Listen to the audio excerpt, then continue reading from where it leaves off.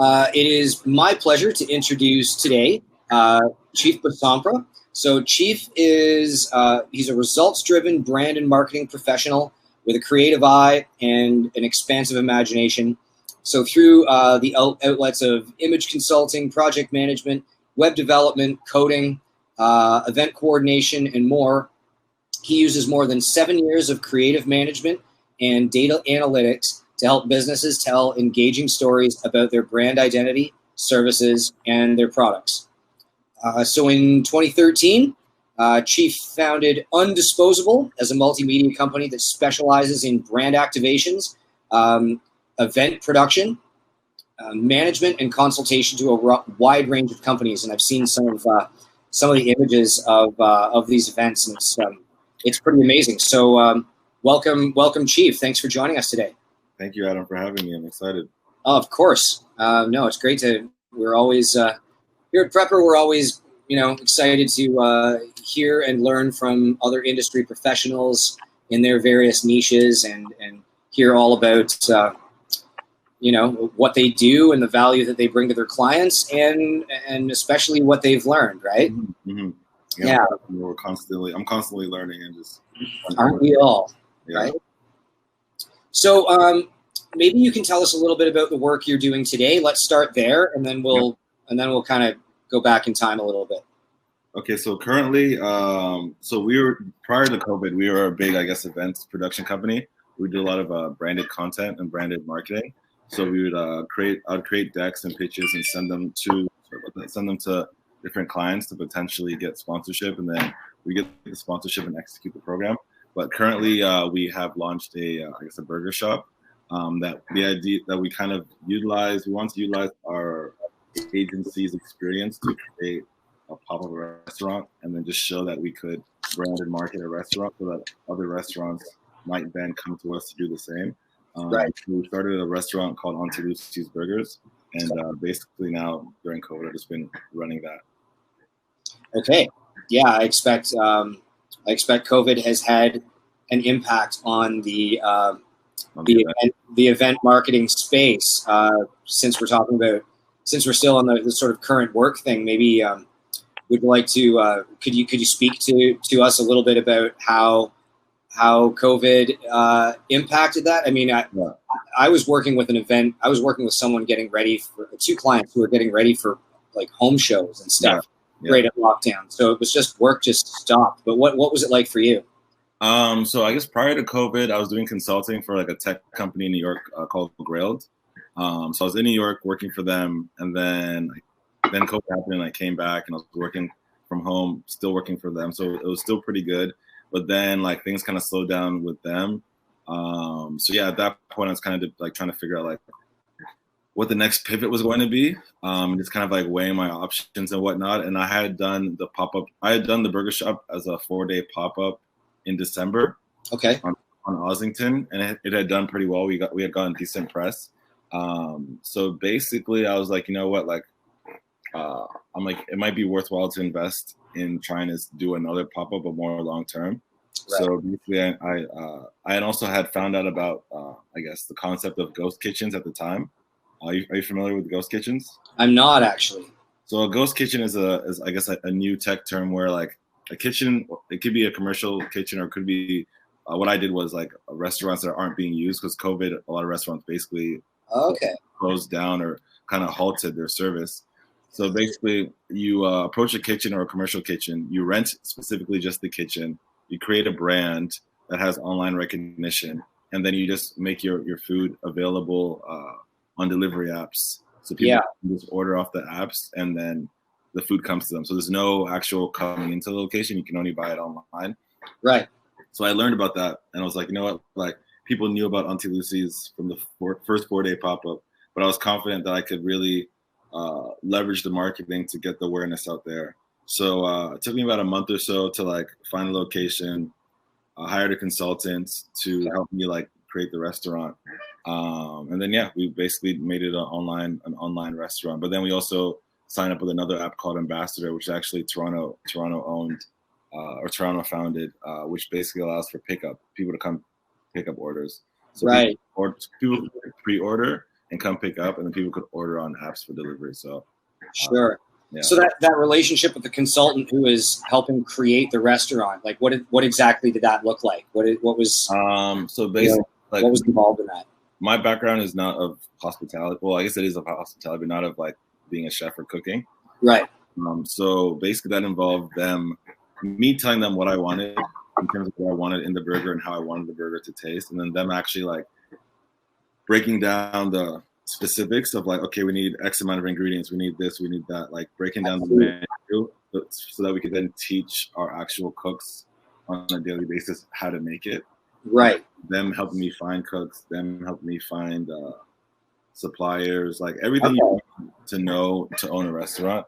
The consultant taught me. So they were like a culinary consultant. Yeah, culinary consultant. Yeah. Okay. Interesting. Yeah. That's a cool niche. No. Yeah. It was great. But very needed, because without them, I wouldn't have. Yeah. Like, are you a foodie as well? Like, do you? I would say casually, yeah. Like, I feel like I try a lot of different types of food, a lot of different restaurants. I like to be up on kind of what's up and coming in terms of in the food world, and I have a great appreciation for the food world. So yeah, I'd say as a consumer, I'm a bit of a foodie, but on the technicality side, I didn't really know too much about how things really operate. Yeah. So okay, fair enough. Played a big part. So just because you mentioned, and in terms of, I don't know if this is a COVID question or not, or just a state of, impact marketing kind of question, but how do those pop-up events, what are the unique challenges about those, or what do you like about those, or what really separates those fundamentally from, like in a strategic point of view, from a regular event? I think currently the pop-up ones, especially during COVID, is the overhead is a lot lower than it would be for the average restaurant or the average restaurant now coming to open, because depending on the location you find, you can strike a deal where you're just renting the kitchen, and you just kind of operate out of the kitchen, and just kind of like you have front of house staff that are kind of just giving consumers their food. You don't have to worry about people sitting inside, so that alleviates a lot of overhead in terms of like servers and stuff like that. So I guess pop-ups are just but the challenges from a pop-up would be, I guess, ensuring that you're very organized, making sure your staff are on top of things. There's a lot of like learning curves at the beginning. Like our first 2 days on the tablets, we just had our tablets working, but our printers weren't working. Okay. So in the kitchen, the chits weren't printing. So we were basically, myself and a guy who's now the kitchen manager, we were basically like next to the cooks. And we also we had like beginner cooks at the time. Now we have like highly experienced cooks that we use, but basically just like over the cook's shoulders, kind of saying, we need this, we need this, we need this, as the orders are coming in on the tablets. And it was kind of chaotic the first couple of days. And, like, kind of winging it, eh? And also kind of understanding how to use, because obviously like Uber and stuff like that, like they kind of explain to you, but with these apps, there's not much like, unless you're at a level where you have a localized account manager, like they kind of like tell you a couple of things and just say, kind of go figure it out. Right. So it's like when you get the tablet, like people are ordering, but you don't realize that like there's a secret little area in the settings where you need to like allow the drivers to know to come in like half an hour or 15 minutes, like create a buffer period between order and pickup. Yeah. So for a couple of days, people were ordering and the drivers were just like showing up like instantaneously, but it takes about 20 minutes to make orders. So we look outside, we have a sea of delivery drivers getting angry, trying to pick up, and it's just chaos. I feel like settings like that shouldn't be buried, It should be, you shouldn't have to find out that way. Exactly. So the first 2 days were hectic, but then we got our printers sorted out, and like after the first week, I think everything started flowing properly, and every day we just keep getting tighter, and like now we're 2 months in and everything's just like running smooth as can be. Okay, right on. So you started a multimedia brand and event company that you founded in 2014. Can you talk a little bit about how, the trajectory of that and where it, sort of how it started and how it got to where it is now? Yeah, so I went to Carleton University, studied communication, and while I was there, I had a T-shirt brand called Bad Cool. Habits, and I was just at the time I didn't even really know what guerrilla marketing was, but I knew that I got like vinyl stickers made. I got like 1,000 stickers made, and like with my roommates on campus at the time, I was like, the strategy was, yeah, just at nighttime flood the campus with stickers. In the daytime, everyone's gonna wake up and be like, "What is this?" So that's Right. basically what we did. Then I think a marketing professor came to speak on it and spoke to the class and said that was guerrilla marketing. Then from there, we got gained some popularity, and I realized that we wanted to throw parties to help leverage the clothing brand some more. So we started doing that, but then I didn't want to like dilute the clothing brand's name. So then we came up with the name Disposable, and the idea that like instead of getting photographers to take digital photos, which they did at most parties and events at the time, like Sure. pose, take a photo, the photographer shows the photo, people like it or they don't like it. I wanted to eliminate the whole, oh, I don't like it, take it again, take it again, take it again, and we just uh, bought disposable cameras, gave them out. People took photos. We got them back, developed it, and put it on a Tumblr. And then you go to the Tumblr to see the photos. So it kind of started as just like, and we'd have it in DIY locations, like not at regular spaces. Yeah. Started that way for like a few years. When I moved to Toronto, that's when I guess got my first agency job, working at Vice Canada as a project manager, and then Cool.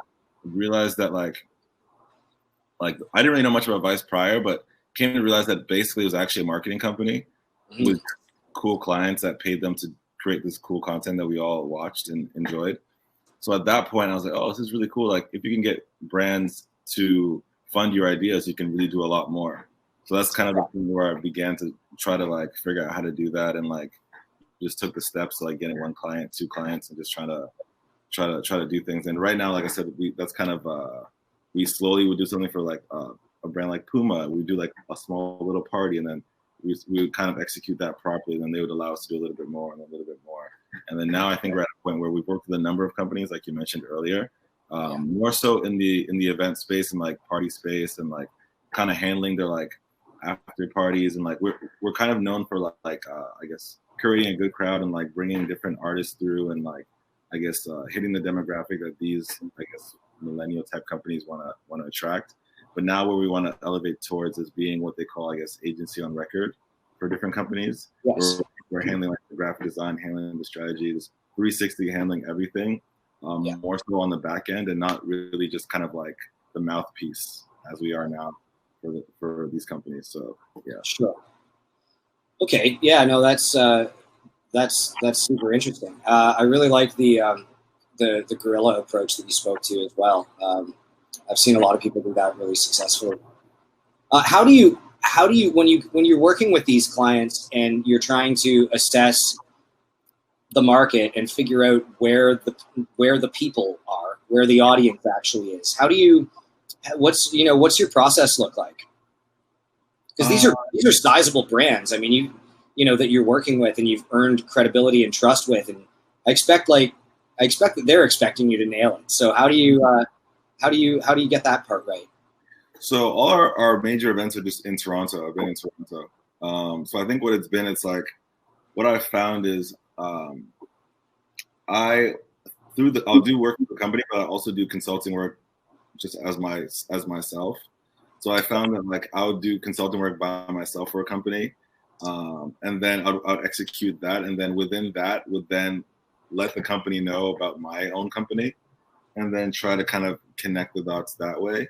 And I found that was very helpful. But I also found that like we were just consistently doing events. Like we would maybe do like 2 or 3 events per week at our event peak, and like different concepts. We had another event where we would give out business cards that had like a phone number. You text the number. The day before the event, you get a text with the address. We were just trying to do different unique things. And I guess thanks to the network that we had, like say an artist was in town, for like, their own show, they might pop up just to hang out and see like what's happening in the Toronto like scene. Right. So, and through that, I found that like account managers or et cetera, we're all kind of in the same age group. So they would show up to the parties. It just has a thing to do to also be tapped into what's happening at the grassroots. Because at the end of the day, all these agencies and people, like they're getting hired because they've convinced their senior management that they know what's happening. So it's Right. like everyone's job is reliant on knowing what is having their finger on the pulse, right? Yeah, they need to get buy-in and they need to be a part of that network. They need to be a part of the network. So I was finding that these decision makers, or like maybe at the time pre-decision makers. This is when we're in our early 20s. I'm now like in my late 20s. These pre-decision makers were attending, and then would then relay it to the decision makers at the time, which I guess at the time the decision makers already had their own people like me, but more senior. So now I find that like the decision makers or pre-decision makers are now getting to a decision maker role, and now we're connected. Sounds like a long format sales process in a way, where you have to get to or as a consultant, if you're trying, you have to get to the right people. Right? Exactly, and I think initially I'm not really a salesperson. I guess at heart, really. So Me neither. I think it's just kind of like really just sticking through it. That's kind of something I found, and I realized like when I was around like 26, 27, I was like, oh wow, like when you're early 20s, everyone is like trying to do something creative, and everyone's really pushing for it. But then after a while, maybe certain people's projects, or whatever, like slow down, and they decide to like maybe get another job or like focus on something else. And I just found that like if you are able to consistently keep pushing,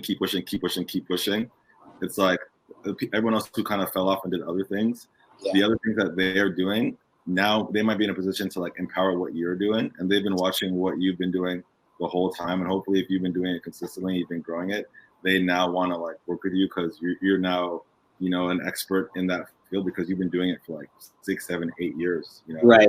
That's gospel for me. I need to take that to heart right now, because I've been working more or less on a referral basis for about 5 years or so, and I have not been. If the company, my little company, was public facing, I would not have been consistent over those years, right? Mm-hmm. But it is going to be public facing very soon, and so I'm aware that that's going to be very, very critical in order for for my brand awareness, brand identity, and my personal whatever experiential profile as a consultant and thought leader or whatever, right? Exactly. So, you just gotta my strategy was just kind of keep something out there. Whether like there's definitely been periods of like I guess being stagnant. Like we're not doing too much work and not doing anything too noteworthy, but we would still find a way to like put something out there, or still talk about something, or still highlight something. So I just found this like just kind of always being there. Secure work, and then now we're at a place where we're trying to. I guess pre-COVID, we're on a roll where we were doing pretty big projects consistently, maybe like once a month, but they're all big projects that we kept building up. Mm-hmm. Up to our biggest project, which was we did so SoundCloud, a streaming platform. They are now, I guess they were huge, but they kind of took a bit of a hit to Apple Music and Spotify. Yes, they have a program called SoundCloud Creator Forum where they go to different major cities. They land there for 3 or 4 days and do like live performances, conferences, panel discussions. They have their executive team come and interact with people who might have issues with their accounts or whatnot. Okay. And they tapped into us to like oversee the SoundCloud Creator Forum in Toronto. For the 4 days, which was I think might have been in December. I'm not really too. I kind of forget. But that was our biggest project to date. Okay. I wonder what I've seen. Like I'm a musician, I'm in a band, and I'm in a Toronto musicians collective and stuff too. We use SoundCloud all the time, but I definitely noticed a little while ago they kind of remobilized. Yeah. Right. They kind of re-geared what they were doing. Okay, so I mean, you've worked with a number of major clients, including Canada Goose and Puma and Def Jam Records. Also, your brand book, the Disposable brand book, is awesome. I had a look at it; it's really great. And Universal. Can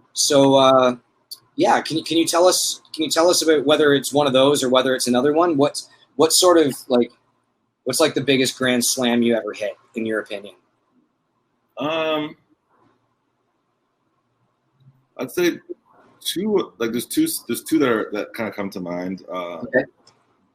Actually, maybe three. The Puma one would be the first one because that was like my first kind of the foray that really got Undisposable to kind of doing more branded events, and that happened because I was this is during the time of like I guess like when Instagram photographers started becoming a thing, like they started monetizing. A friend of mine, he goes by J Scale. He was one of those photographers that would like scale the buildings, like look over the building, and like take photos of their shoes and whatnot. And they started building a big following. Yeah, and I didn't even really know this at the time, but like he had reached out to me and he's like, "Yo, I just did a brand deal with XYZ company. I got paid pretty well, but I feel like if I had someone else there, I could have got paid more, you know." And at this time, I was working at MediaCom, and I was like, and he was like, I want you to like, I guess, manage my business. And I was like, oh, like I didn't even know that those type of people needed managers. But I was like, okay, cool. So I started helping him manage his business, or basically consulting his deals for him. And then that led to me becoming an ambassador for another company called Livestock, which is a sneaker company from Vancouver. But I was like their cultural publicist. So anytime they need to do an interview or anything, I was the person that would speak on their behalf. So from that, I helped oversee an in-store event they're doing with Puma. And then Puma became one of our first clients at Undisposable. And then I would say the Canada Goose thing was one of my first big projects because it was the first time we'd gotten paid really well. And we basically handled the booking for, they were opening a shop in New York, and we handled the talent booking for them. And we ended up beating out beating out Live Nation for that booking. Live Nation, who is huge, by the way, for anyone who doesn't know. We ended up beating them out for that booking. But that was actually based off personal relationship because I ended up knowing we ended up booking a DJ named Carnita, and I ended up knowing his management, which allowed us to kind of facilitate that. But outside of that, I think, like I said, the biggest slam dunk would have been the SoundCloud thing because that was our biggest payout as a company, and that was the biggest project we had done, and we allowed us to employ a bunch of people, and it was just the biggest thing we had done, and a lot of pressure was on our shoulders to execute, and we knocked it out of the park, and the clients were happy, everyone who attended was happy, and I think it just really like set us up for what is to come next. And then COVID happened, which kind of put a pause in everything, but I think it was a good place to stop at. Right. Okay. I'm glad you mentioned the advantage of the personal connection in the one situation there, because and I want to just sort of underscore that for everybody who's listening in right now. With me too, like there's a reason I've really enjoyed just doing the referral jobs, right? Because they tend to be I don't have to work so hard to get their trust, right? They tend to be better projects. They tend to be better paying projects. They tend to be better clients. I agree when I kind of go public, I'm going to be evaluating that. Like, is the work better? You know? Most of the stuff I've ever done is I used to say this a lot when I was younger, and I'll be like still trying to push my own creative endeavors, but try to apply for jobs to like, the lights on type stuff. Right. And I realized that like I basically never got a job off of applying. Like I think I've never gotten off of a which? Off of applying, like online applying or like handing in resumes. I've like never gotten a job. Every job I've ever gotten in my life has been someone who's just known my skills and like kind of put a shoe in for me, or like said, send me a resume. I know someone, whatever. That's the only way I've ever gotten a job. And that also segued to like client work. All the client work I've done is referral based, or like someone seeing what we've done and like kind of understanding our company. Because to mention the brand Bible, it's only been the past maybe like 6 to 10 months where now I have like a business development team basically, and we're now like reshaping Undisposable to like be seen as like an agency that any sort of client can approach. But prior, it was kind of just like, it was kind of, if you knew, and it was kind of like pseudo mysterious, not purposely, but just, I guess I didn't make it. I thought it was clear what we did, but I guess it wasn't that clear what we did. So sometimes it's often the way. Exactly. Yeah. So a lot you have to learn. Was referral based, but yeah. Okay. Yeah. Certainly the best jobs I've ever had were because I had a connection beforehand. Even if I made that connection, just like I wasn't just another job applicant. I actually would just reach out and ask and say, like, I really admire the work you're doing and love to get you on the phone, you know? Networking, even like, I guess, to go back to when I was in university and studied communication, like very early, I went to, like, I guess the auditorium or whatever and realized there was like thousands of us there. And very early, my strategy was kind of just like, okay, cool. Like likelihood of me being like top 1% academically is like, it could happen, but it's like very low. And I was like, cool. There's a couple thousand of us here times how many universities in Canada, a lot of us. So I was like, realistically, if I try super hard to get like all A's, to get a job afterwards, it's still going to be fairly hard. But I was like, if I try to do decent, but also spend a lot of time networking, I'm at a better competitive advantage. And I don't know why, but that was my strategy basically right in the first year. Like something just told me you need to come up with a strategy. So yeah, this is when I spent a lot of time like going to different parties, like meeting people. Like throwing parties is actually a way of really increasing your network, because when you're throwing the parties, if the parties are good and popular, people want to know you, because then it could help them come to the party easier, you know? So you find that you're meeting a lot of other like young entrepreneurs that way too, because you're making money, they have ideas, et cetera, et cetera. So I found that like after graduating, like a lot of networks and a lot of contacts were made in university that then helped me kind of get money or do business later, way outside of the degree that I got. And that's like really great, just for the benefit of everyone else who is like looking to move from the student world to the real world kind of thing. For one thing, academics only get you so far. And, you know, it might be this sort of thing that it might be the sort of criteria that certain types of people are evaluating you based on. But actually, in the real world, I found it wasn't nearly as important as the other skills that I had, which were being able to talk to people. Yeah, 100%. You know, as simple as that, being able to talk to people. And so, you know, I was worried. I went to school to be a web developer, and I thought, oh man, I'm never going to be the fastest or most gifted web developer in the room.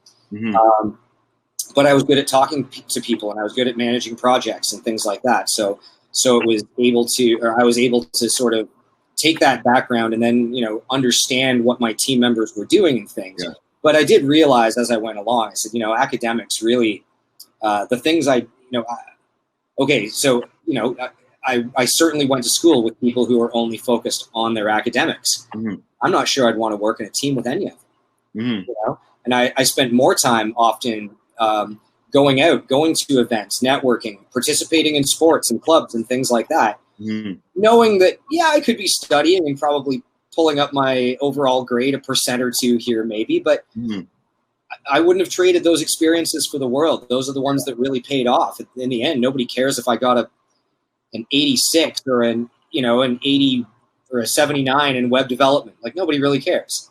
No, I agree with that. I think there's certain occupations that are obviously very reliant on the schooling. Sure. Those ones make sense: engineering, doctor, nurse, stuff like that. But other ones that are more general, it's like, you know, it's like, I'm definitely grateful that I went to school and I think I learned a lot of things there that like I use now. But yeah, I think with anything else, you have to like mash it with other things, like with the networking, with the real life skills, with the, you know, like with your own passions and figuring out ways to like monetize that. So right. And embrace what you're good at and what you're passionate about if there's a need out there for it. Exactly. And focus on that. Don't try to be somebody you're not, right? Exactly. It's like a mixture of everything. Right. So, okay, you spoke actually briefly to your communication education at Carleton, but just a year ago you attended Hacker U, and I am also a prior Hacker U student and instructor. Right. They've changed their name now, but there are a lot of outlets like Hacker U just in the GTA, but they're also here in London where I live and work. But can you tell us a little bit about about how Hacker U sort of complemented that communication background from Carleton, and what was the logical stepping stone from one to the other there? Yeah. So I went to Carleton, and I guess had a few different jobs, etc. And then I was doing, I guess prior to Hacker U, just doing events and just kind of doing promotional type stuff.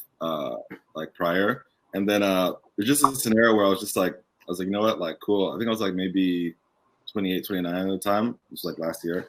And I was like, so like, I was trying to figure out like what I was going to, like what my pivot, my 30 plus pivot would be. Cause I knew I didn't want to like keep throwing events. And I was like, what am I going to do? What am I going to do? Blah, blah, blah. And then I had looked into like, I guess coding and realized that coding is something that you learn fairly quickly. That if done really well, pays very well. Yeah. And a friend of mine, his girlfriend, went to Hacker U, and she went through the boot camp, all that stuff. And she went from like in retail to like being a coder for a pretty decent company.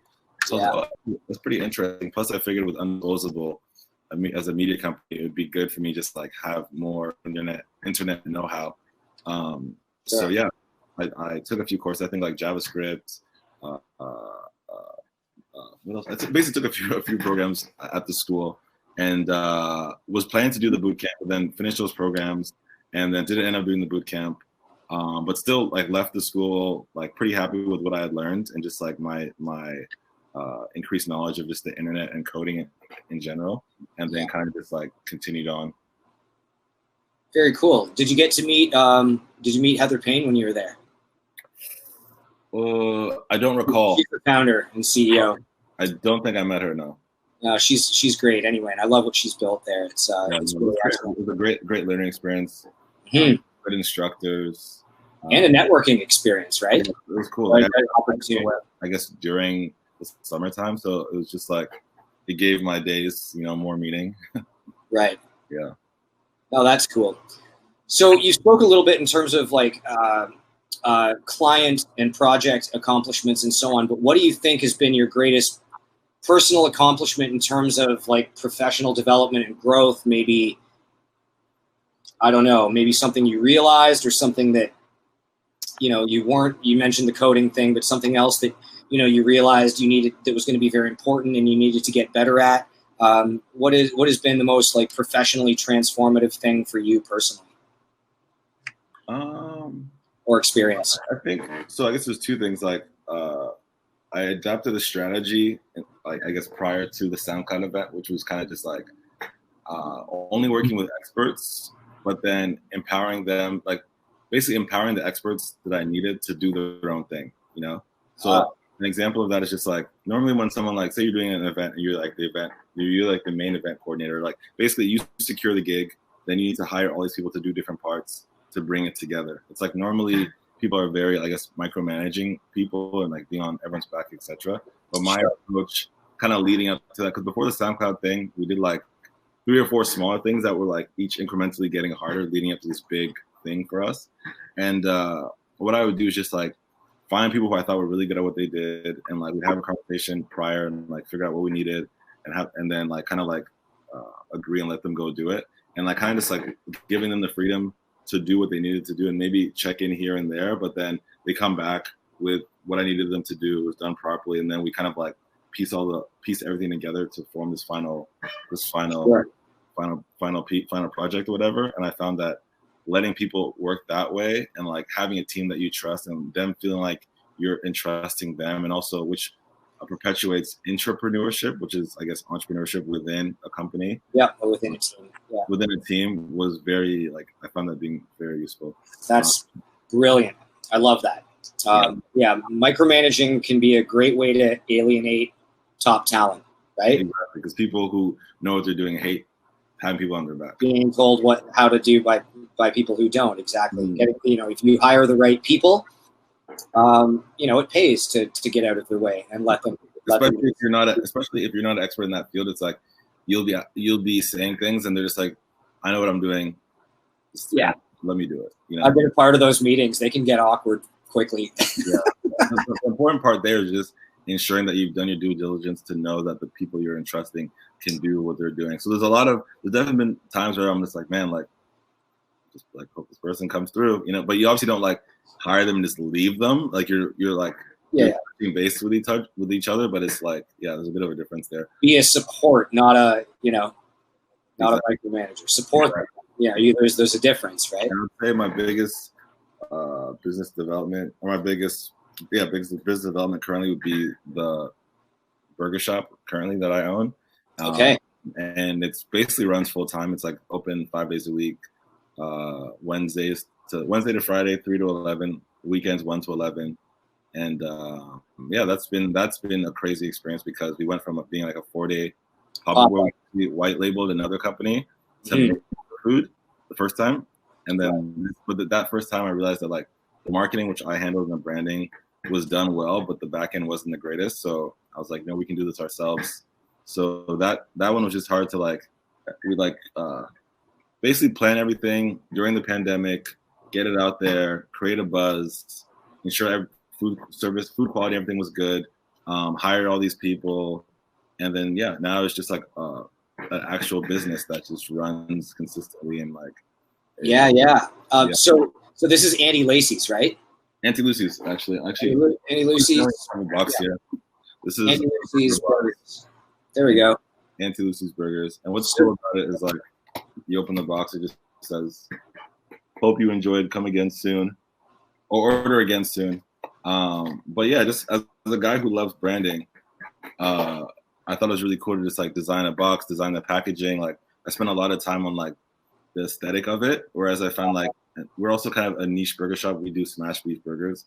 There's a few other burger shops that do the same, but I find that a lot of the other burger shops, the focus isn't really on the branding. It's just like good burgers, kind of send them out type thing. Whereas we took the extra time to like really make it its own little thing, similar to like a McDonald's or similar to other spaces, but like we're not fast food. We are more elevated, like a Shake Shack. So it's like I would say that was my biggest undertaking, just because of all the time and planning and like capital that was needed to get it going and the risk involved. And then now it's like it's going. That's great. I was just looking at the blog TO article. I just put it in the chat for everybody to check out. Oh, sweet. So how did you come to be the owner? How do I come to be the owner? So like I was saying, so basically what happened was with Undisposable, I was on the Undisposable Instagram one day, and another burger shop, which I really liked, was like following us. And I just DM'd them. I was like, oh, like I really like your burgers. Like we should do a collab. And they hit me back like, oh yeah, like we're super down. And really all I wanted from that whole exchange was to get an Undisposable burger on their menu, which would be available on Uber Eats. So we could send people there to order. That's all I wanted. And then the owner and I ended up like going back and forth and deciding we wanted to do a collaborative pop-up with a gourmet approach to the In-N-Out burger.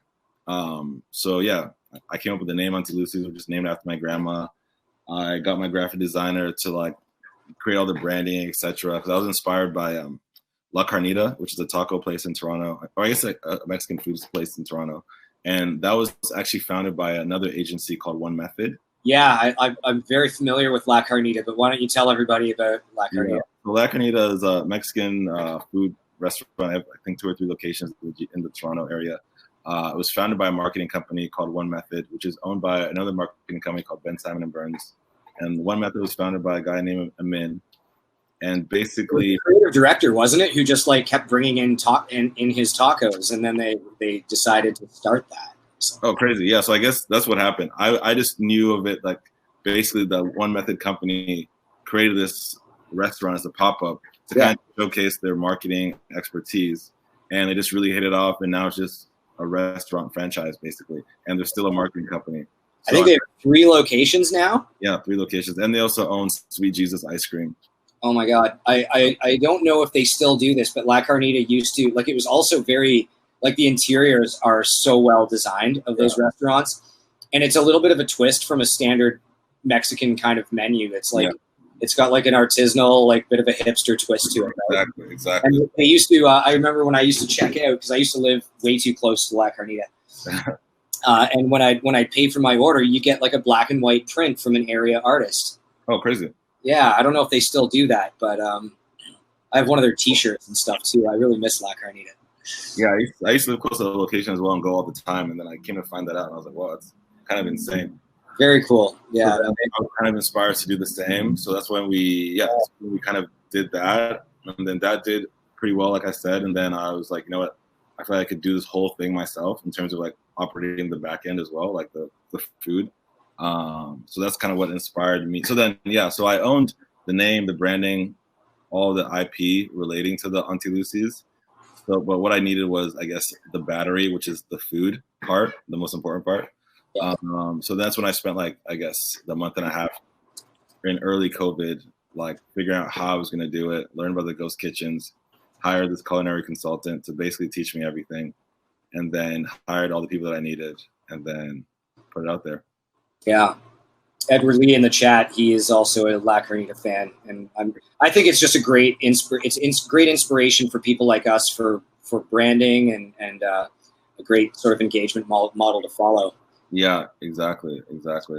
No, it's amazing. It's like really these days, it's like once you come up with the brand goes a long way. You know, the food, like in terms of like hospitality, the food has to be amazing as well, but the branding and the story behind it goes a long way. And I feel like our branding and story really is what got us all this press, et cetera. But and then the food was really good, which then keeps things going. Of course, that's the content, right? Exactly. These days, it's like you can create a brand and it can gain a legitimacy like very quickly. You know, like it's been 2 months and we've been on like basically every publication. We've been on like Toronto Star, Globe and Mail, WTO. That's insane. Toronto. First We Feast, which is international actually. Yeah. Mark McEwen just came by last week and posted about it. Have you gotten onto CP24 or City TV yet? Yeah, actually, we had an interview on City TV. That was actually in regards to like a rent dispute we had with our first location. Okay. Kind of tried to like play some funny games with us. Yeah, it's Toronto. Yeah. We've been on basically almost every publication we can be on in the city. That's great. If you hadn't been, I was going to send you my contacts there afterwards because I think they're just such a great crew to work with. Yeah. Well, CP24 would be cool. We should definitely. Yeah, we can definitely talk about, and they do it all unscripted, very, very casual, very conversational, just kind of like how we're doing it right now. Yeah. So I can definitely. I think that you'd be great on there. Thank you. So at this point, you have a lot of experience in branding and marketing, and a lot of advice to impart to some of our attendees here. What is one thing you wish you'd done differently when you were starting out? One thing, the sort of if I knew then what I know now kind of thing, and in addition to any other sort of starting out advice that you would give to young aspiring marketers here. I would say maybe, I guess, making my initial website a bit more clear as to like what exactly we do, how we do it, how to contact us. Just like making your web page very just like clear and like maybe not necessarily for, I guess, what am I trying to say? Like make your online outlets like I guess visible and clearly understandable to like maybe older clientele. Because those are really, I guess, and most times the real decision makers, and not necessarily make it super like underground. So I think that was our thing first. It was like we were doing all these things and people like knew about us like in our age demographic or in our culture, in our world, but like the outside world, it was harder for them to like kind of like seep in and understand what we were doing and what was going on. So maybe kind of making ourselves more visible right off the bat. But outside of that, I think there's nothing else I'd really change. I think really getting out there is super important. Just meeting as many people as you can. But also I think being weary, obviously as you're out there, there's so many people who like offer you opportunities or like want to work or collaborate on stuff or do this and do that. And like really just have to like listen to what people are saying, have a good ear, and like kind of like this comes with experience, but like you just know like certain people who say certain things, you're like, oh, this opportunity is actually a waste of my time. Yeah. And other people, you're like, this person, I feel like what they're saying has some true validity to it. We can do some stuff. So it does come with experience, and it comes with like frustrating experience a lot of the time, right? Yeah. But you have to be able to vet and evaluate those opportunities. Not every opportunity is actually an opportunity. Exactly. And some people really, it might not even be any malice, but certain people just aren't executors. Like they have the idea, they want to do something, they want to actually see something, a goal come to fruition, but they just can't do it. So it's like you find people who want to have meetings and have like 5 meetings, and actually something I learned early too was the idea of like when someone wants to meet with you, you want to first see if it's a meeting you can have like over the phone. Like, can we have a call about Yes. it? Like, there should be steps before you meet in person. You know, like it's an idea like, okay, cool, call me, let's talk about it. We'll talk about it on the phone. And then you can easily figure out there, like, oh, okay, this idea sounds like a waste of my time, or oh, whatever. And then you've saved yourself the time and the waste of the day going to meet them. Whereas it's like, we give a call if it seems positive, then you escalate it to an in-person meeting, and then, you know, so just the idea of like time is money. Yeah, definitely. I like to keep my clients nurtured and be their agency of record as much as possible, but sometimes I just let them go. And it's definitely one of those things where I could not get, you know, I've had a very difficult time getting clients to engage via email or anything. And it gets to a point with some of them, it's like, it kind of needs to be on there. Like, I need there to be a digital written record of everything that's being said and agreed to. And then they'll say, oh, these emails are getting overwhelming. We need to meet up again. Say, well, honestly, you're on the other side of the GTA. I think all you really need to do is answer all the questions in that email. Yeah, exactly. That I've sent you 5 times now. Right. I mean, so what you were saying is actually a very good point. It's like, that's also kind of how you protect yourself sometimes, because a lot of people, depending on the company or whatever, they want to talk about it. And especially when it comes to like details of your deals, you want to talk about it. But I'm like, okay, cool, that all sounds good, blah, blah, blah. Like, send me that in an email. Right? I don't need to spend 3 hours on the road going both an hour and a half each way just to have a sit down for that conversation. It's not necessary. Send me it in an email. And that also lets me know that you're serious about what you're doing. Because people can talk a lot, but it's like, if it's in an email, I know you're serious. You've also taken the time to actually do it. And also something actually I want to circle back on for people who, I guess, spend time in nightlife or go out, et cetera, you'll find that like you go out to a party, blah, blah, blah, and people want to talk about business at nighttime when they're drunk. Yeah, great idea. But then it's like, my kind of what I used to do in those times when I used to go out was like, people want to talk about business when they're drunk, I'd just say, blah, blah, blah, cool, sounds good, let me know tomorrow. Yeah. And then usually you find the people who are serious will let you know tomorrow. People who aren't serious, they'll be the ones that remembered, and it wasn't about it. They don't even nothing happens until the next time they see you, and they talk about it again. Yeah, and then it's their martini talking again.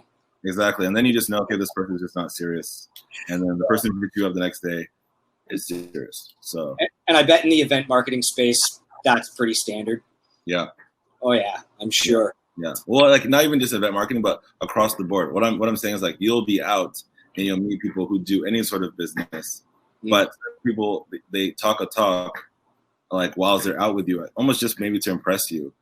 But then there's no follow through the next day during business hours. Or impress themselves. Yeah, exactly. So, yeah. Fair enough. Okay. So was there one bolt of inspiration where you decided you wanted to start your own business, or was it something somebody said to you, or how did you come to that determination? I felt like I just, at some point when I was younger, just knew I wanted to be an entrepreneur in some capacity. I didn't necessarily know what I was going to do or what I was going to sell or etc. But I just knew that I wanted to own a business. I just knew that I wanted to kind of be my own boss. And I knew that I also didn't really want there to be a cap on potential earnings. Yeah. So, yeah, when I was really young, I just tried to do different things. Like I have like a t-shirt company when I was in high school, would sell like DVDs, would sell CDs, would sell everything really. Yeah. And kind of like, as I got older, I started to realize that I was just like kind of always like a middleman between things. Like I just like would have friends. Like I could easily, I used to move around a lot, so I could easily like engage and talk to different people if needed. Okay. And I think just based on my background and education too, just based from my parents, was able to like navigate all types of rooms and settings. Yeah. So I found like when I got to high school, I realized that like my high school was pretty, I guess, segregated. So like I'd go to like my black friends and hang out with them, for example. And like, for example, say like someone comes across an iPod, right? And then, but they would not interact with like, say like the hockey friends. But then the hockey friends, someone wants an iPod. So it's like, I'm like, oh, over here's an iPod for sale at like $100, worth like $700. Over here, someone wants an iPod for $300. He made his money. I made my money. You got your iPod. Everyone's happy. And I found that like as I grew up, I just brought this mentality to like just real business, just obviously no longer dealing with under the table iPods, but just kind of facilitating real business and realizing, oh, this is consultation. This is business development. Kind of like realizing what these skills are called and used in the real world, and just kind of like doing them. Yeah, I feel like I've kind of gone about it the same way, and I went to a high school as well that was segregated along different lines. It was a very, very white Ontario city where I grew up, but I went to an arts high school that also was very successful and aggressive in athletics, and so there were these very kind of split student communities. And a friend of mine who was just visiting me the other weekend told me, she said, you like refused to choose a side there, kind of thing. You kind of got accepted by everybody. And I had no idea what I wanted to do for my career at that time. And in fact, my career didn't even really exist at that time. But I knew that I wanted to work with different kinds of people and didn't want to let anyone else define who I was. And I was going to I started right there building my personal brand. And I didn't even know it, but exactly. it was just intuitive, and it was what I believed in. And I wanted to be my authentic self and be original, and not let anybody else kind of put a label on me or whatever. Exactly. Right. So with that in mind, last question, I think, considering we have a lot of attendees from different ethnic backgrounds, different countries of origin, people whose first language isn't English, in addition to a number of members of the African Canadian community, do you have any advice for these aspiring young people, or of whichever minority, looking to either start a company or land their first job in their desired field? Any advice? I would say, yeah, it's really good just to obviously, I guess, be very knowledgeable of the world you're trying to get into. And obviously, mentorship is key. Like if you know someone of a similar background that's like works at the company or is in that industry, talk to them, kind of see any, difficulties or hurdles they came across, or like tips they can give you, or ways they can help you leverage. Who are your mentors?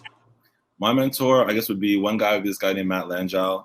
He owns a company called People's Champ Management, because at the time I was more into like music management, and he found like the band Bad Bad Not Good. He found those guys, and like he now manages Matty Matheson, the chef, and helped him get like his different TV deals and whatnot. Nice. So he was a mentor of mine. He helped me actually get my job advice. Yeah, so he was kind of looking out for me and whatnot. But it's just like, look, people who you admire, or people who are like older than you in your same world, or who you like the things they've done to get to where they're at. Definitely reach out to them and see what advice they have, and kind of ways of maneuvering.